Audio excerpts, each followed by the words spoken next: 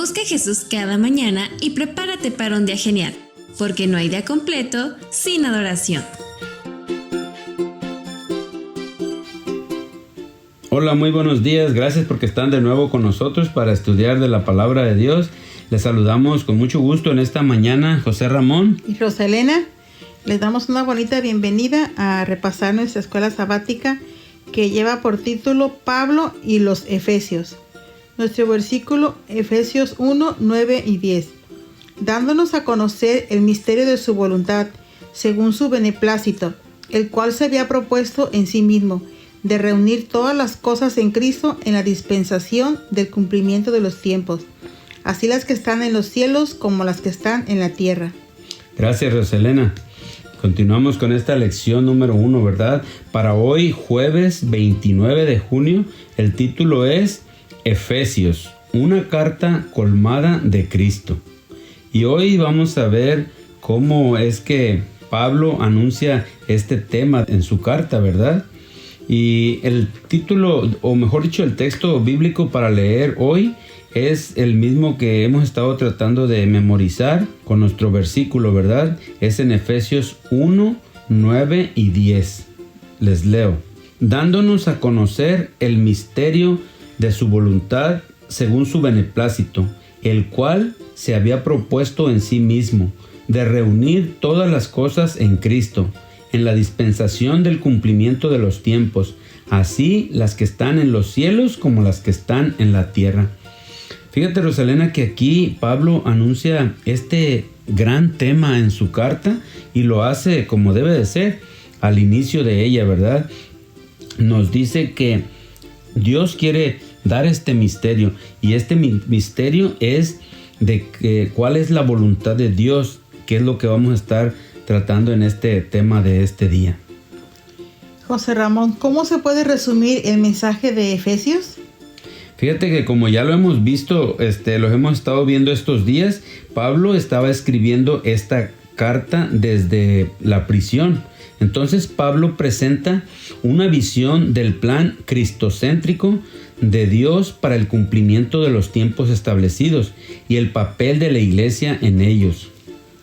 Dios ha actuado en Cristo a fin de iniciar su plan para que llegando el tiempo reuniera en él Cristo bajo una sola cabeza todo lo que está en el cielo y lo que está en la tierra, como lo vemos en Efesios 1:10. Y así lo hizo, al crear la iglesia como una entidad compuesta de una nueva humanidad, tanto de judíos como de gentiles, como lo vemos en Efesios 2:14. Sí, fíjate que yo creo que esto era el misterio que Dios quería hacer, ¿verdad?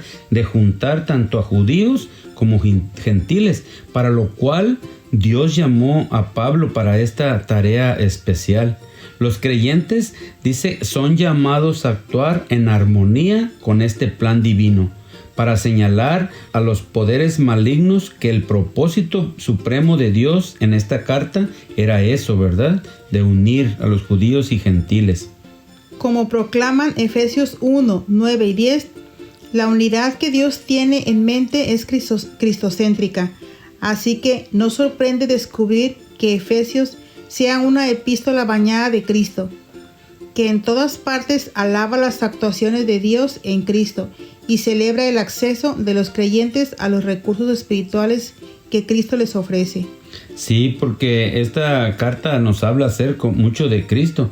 Pablo dice que emplea la frase en Cristo similares más de 30 veces y en todas partes exalta a Jesús. Por esa razón se nos recomienda, ¿verdad?, que cuando leamos esta carta que prestemos mucha atención a estas frases que nos habla acerca de Cristo y que mantengamos alerta a las diversas formas en que Pablo se concentra en Jesús. Pablo busca reavivar el compromiso espiritual de los creyentes de Éfeso, al recordarles que son parte de la iglesia, que es el corazón mismo del plan de Dios para unificar todas las cosas en Cristo. Cuando utiliza la palabra iglesia, griego eclesia, en la carta, quiere decir la iglesia universal o la iglesia en general, no una congregación local. Así es, entonces Qué bueno que nos aclaras ese asunto, ¿verdad? Que cuando Pablo habla de iglesia, se refiere a la iglesia universal, no necesariamente a una casa o a un edificio solamente, ¿verdad? Por esa razón es que la estrategia principal que usa es hablar de la iglesia. Lo hace utilizando varias metáforas vívidas y desarrolla 4 de ellas en cierto detalle, que es lo que vamos a analizar en este momento, aunque así superficialmente, ¿verdad? Por decir, en primer lugar, utiliza la palabra la iglesia como un cuerpo. Y esto tenemos muchas citas ahí mismo en la carta, pero una de ellas es Efesios 1, 22 y 23, luego también en el capítulo 2, en el capítulo 3, 4 y 5. La iglesia como edificio, templo, lo vemos en Efesios 2, del 19 al 22. Luego también la iglesia como esposa, como la esposa de Dios, que se utiliza en Efesios 5. La iglesia como ejército, en Efesios 6, del 10 al 20. Entonces, en cada una de estas imágenes, a su manera, revela cuál es el propósito y la intención de Dios para su iglesia. Por esa razón es que, Rosa, de acuerdo a lo que estamos viendo este tema, en la iglesia en la cual nosotros nos reunimos en particular, podemos ver también que hay, en cierto sentido, esta diferencia de personas, ¿verdad? Unos venimos de una parte, otros de otra. En nuestra iglesia, sobre todo, aquí en donde nos reunimos en Tecomán, llegan muchas personas de otras partes, de diferentes partes de la República, ¿verdad? Incluso a veces tenemos visitas de otras personas de otros países. Entonces, a lo que Dios nos llama es que nosotros estemos unidos, a pesar que seamos de diferente nacionalidad, de diferentes pensamientos. Eso es lo que Dios quiere, ¿verdad? Que seamos unidos. Como nos dice también en Apocalipsis, el cumplimiento de esta unidad o de esta proclamación del Evangelio. Apocalipsis 14, 6 y 7. Vi volar por en medio del cielo a otro ángel que tenía el Evangelio eterno para predicarlo a los moradores de la tierra, a toda nación, tribu, lengua y pueblo, diciendo a gran voz: temed a Dios y dadle gloria, porque la hora de su juicio ha llegado, y adorad a aquel que hizo el cielo, la tierra, el mar y las fuentes de las aguas. Como estuvimos viendo el trimestre pasado, ¿verdad? Este mensaje de Apocalipsis llama a esos ángeles que Dios llama, son personas que están dispuestas a predicar este mensaje, y es para unir a todas las personas de todas las naciones a esta unidad en Cristo, ¿verdad? Que eso es lo que deberíamos de hacer nosotros también. Te leo un poco, José Ramón. El Salvador anhela exponer a sus discípulos la verdad concerniente al derribamiento de la pared intermedia de separación entre Israel y las otras naciones. La verdad de que los gentiles sean juntamente herederos con los judíos. Sí, fíjate que esto es lo que estamos viendo o lo que estuvimos analizando hoy en Efesios 1, 9 y 10.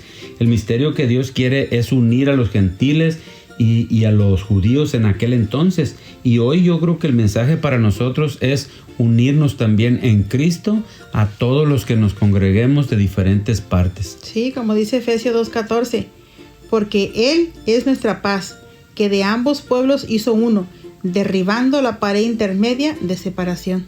Muchas gracias, Roselena. Así que, amigos y hermanos, hemos estado estudiando la palabra de Dios y que nos pueda servir para que nosotros podamos ver con gusto a otras personas, aunque incluso no crean como nosotros. Que el Señor les bendiga y les acompañe en este día. Que tengan un bello día.